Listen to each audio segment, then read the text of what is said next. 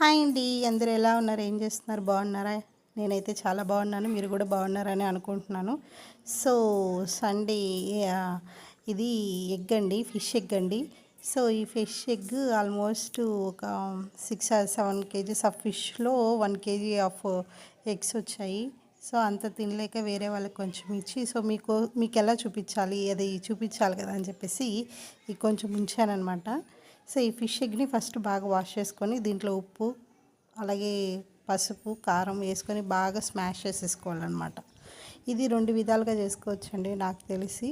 First method వచ్చి ఇది easy method అండి. ఇంకొక మెథడ్ ఏంటంటే ఈ ఫిష్ని మనం డైరెక్ట్గా వాటర్ ఏం వేయనక్కర్లేదు, పొయ్యి మీద పెట్టేసి దీంట్లో వాటర్ ఇంకిపోతుంది. ఇంకిపోయిన తర్వాత నెక్స్ట్ క్యారియర్ అంటే మనం బండర్లో ఆయిల్ వేసుకొని ఇంకా వాటిలో ఏమేమి కావాలో అల్లం వెల్లుల్లి పేస్ట్ వేసుకునే వాళ్ళు వేసుకుంటారు, వాళ్ళ చాయిస్. సో మేము అదంతా యూజ్ చేయలేదు. ఇది మేము చేసేది ఈజీ మెథడ్ అనమాట. అదొక మెథడ్ ఉంది, ఎవరి టేస్ట్ అంటే ఏ టేస్ట్ బాగుంటే ఆ టేస్ట్. నేనైతే ఎగ్ అయితే అట్లా తినండి, అలవాట్లేదు నాకు.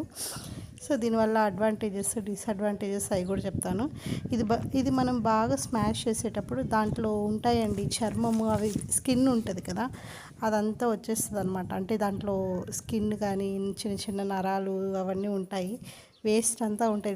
ఇట్లా మనం గట్టిగా దగ్గరికి పిసికేసినప్పుడు ఆ చెత్త అంతా వచ్చేస్తుంది. అదంతా తీసుకొని పక్కన పెట్టుకోవాలి. వాటర్ కూడా ఎక్కువ వేసుకోకూడదండి. మనం ఎక్కువ వాటర్ వేసుకుంటే ఎక్కువ టైం అయిపోతుంది అనమాట అది ఫ్రై అయ్యేటప్పటికి. సో కొంచెం వాటర్ అంటే మనకు అర్థమవుతుంది ఇది ఎంత వాటర్ వేసుకుంటే మనకి సరిపోతుందని మనకి తెలుస్తుంది. కొంచెం వాటర్ అయితే సరిపోతుందండి.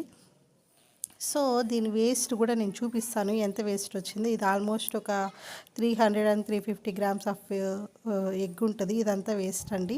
సో నెక్స్ట్ ప్రాసెస్ ఏంటంటే ఒక బాండల్ తీసుకొని దీనికి ఆయిల్ కూడా కొంచెం ఎక్కువ అవుతుందండి.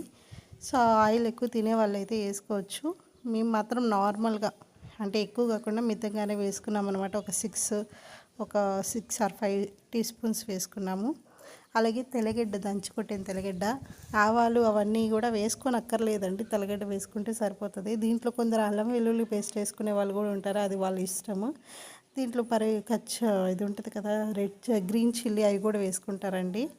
సో మేము గ్రీన్ చిల్లీ తినేసి చాలా రోజులు అయిందనమాట. మేము ఎక్కువ గ్రీన్ చిల్లీ తినరు మా అత్తమ్మ వాళ్ళు. సో ఇవి బాగా వేగిన తర్వాత ఫ్రై అయిపోతుంది కదా, బాగా ఫ్రై అయిన తర్వాత ఈ వాటర్ని అలాగే వేసేసేయాలన్నమాట. ఇంకా ఫిల్టర్ ఏం చేయనక్కర్లేదు, డైరెక్ట్గా వేసేసేయడం. ఇప్పుడు మనం ఎగ్ కొట్టుకుంటే ఎట్లాగా అది ఫ్రై అయ్యేదా కలిపెడుతూనే ఉండాలన్నమాట. సో ఇది కూడా ఆ టైప్లోనే మనం ఎక్కువ అది కలిపెడుతూ ఉండాలి. ఎగ్గులో అది ఎగ్ కదండి, ఇది కూడా ఎగ్ కదా, దీంట్లో నుంచి నీసు వాసన రాకుండా మనము పెప్పర్ పౌడర్ ఉంటుంది కదా, ఆ పౌడరు ముందుగానే చల్లేసుకున్నప్పుడు ఆ నీసు వాసనని అది కంట్రోల్ చేస్తుంది అనమాట. ఎక్కువ స్మెల్ రాకుండా ఇదవుతుంది. సో వీటి వల్ల అడ్వాంటేజెస్ చెప్తానండి. చూడండి, విటమిన్స్ ఉంటాయి దీంట్లో ఎక్కువ. ఏ విటమిన్ ఉంటుంది, అలాగే B12 అలాగే డి విటమిన్స్ వీటిలో ఉంటాయి. B12 విటమిన్ అంటే బ్రెయిన్ నర్వస్ ఫంక్షన్స్ దానికి యూజ్ చేస్తారనమాట. ఎక్కువ యూజ్ అవుతుంది B12 అనేది.